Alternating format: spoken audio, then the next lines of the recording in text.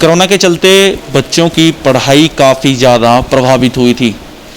पिछले 2 साल में ज़्यादातर समय स्कूल बंद ही रहे हैं। और अगर मैं बात करूं कि हरियाणा में 16 जुलाई से 9वीं से 12वीं की कक्षाएं सबसे पहले शुरू की थी और उसके बाद 6ठी से 8वीं के स्कूल जो है बच्चों के लिए खुल चुके हैं। अब हरियाणा सरकार ने फैसला किया है कि 1 सितंबर से जो 4थी और 5वीं क्लास के लिए बच्चों के लिए स्कूल जो हैं वो खोले जाएंगे। तो इसी मुद्दे पर बातचीत करने के लिए मेरे साथ मौजूद हैं जिला शिक्षा अधिकारी सुरेश जी, स्वागत करता हूं आपका। सबसे पहले जानना चाहूँगा कि सरकार का जो फैसला आया है कितनी अच्छी पहल देखते हैं आपकी, अब 4थी और 5वीं के लिए भी स्कूलों को खोलने की कोशिश की जाए। जैसा कि आपको सभी को विदित है कि 16 जुलाई से हमारे 9वीं से 12वीं के जो कक्षाएं हैं वो शुरू की गई थी और उसके बाद कक्षा 6 से 8 की फेज्ड मैनर में अगले चरण में शुरू की गई। तो उसी चरण में आगे हमने प्राइमरी क्लासेस को भी 4थी और 5वीं कक्षाएं को भी 1 सितंबर से शिक्षा विभाग ने खोलने का निर्णय लिया गया है इन स्कूलों को। सर क्या कुछ नियम रहने वाले हैं सर इस 4थी और 5वीं क्लास के बच्चों के लिए?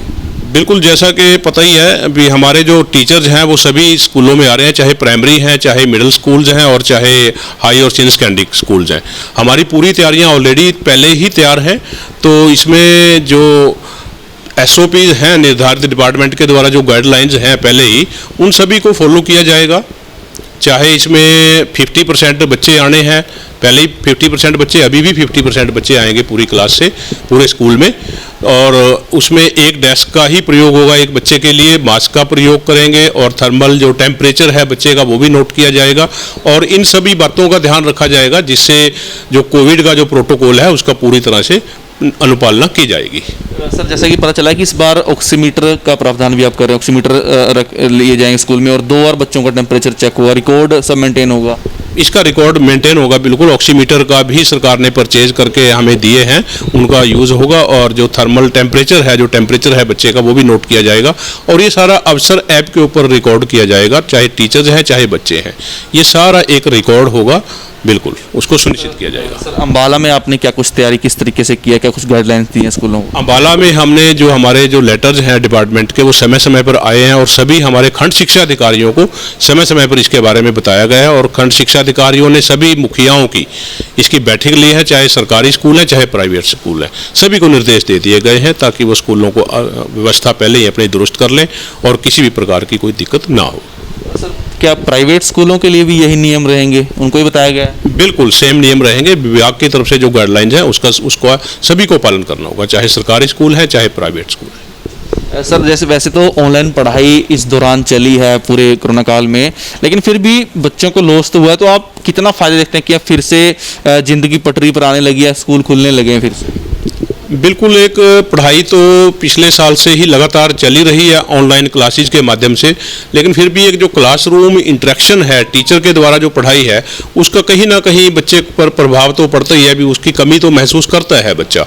तो उसको देखते हुए स्कूल खोलना भी ज़रूरी था और कब तक बिल्कुल ये स्कूल को उसी उसमें खोला गया है और फ़र्क तो पड़ा ही है पढ़ाई पे, लेकिन आगे इसकी कमी पूरी की जाएगी। सर एक वैक्सीन को लेकर बात की जा रही है कि सरकारी स्कूल के जो स्टाफ है, टीचर हैं, उनको वैक्सीन उस स्पीड से, उस गति से नहीं लग पाई है। तो क्या कारण है कि इस ओर ध्यान नहीं दिया जा रहा है या अध्यापक लगवाना नहीं चाहते वैक्सीन? नहीं, अध्यापक वो तो एक खैर वो ऑप्शनल है, लेकिन हमने अपनी तरफ से हमारे 55% टीचर्स को या स्टाफ को स्कूल्स में वो वैक्सीनेशन का काम हो चुका है, चाहे फर्स्ट डोज है चाहे दोनों डोज हैं।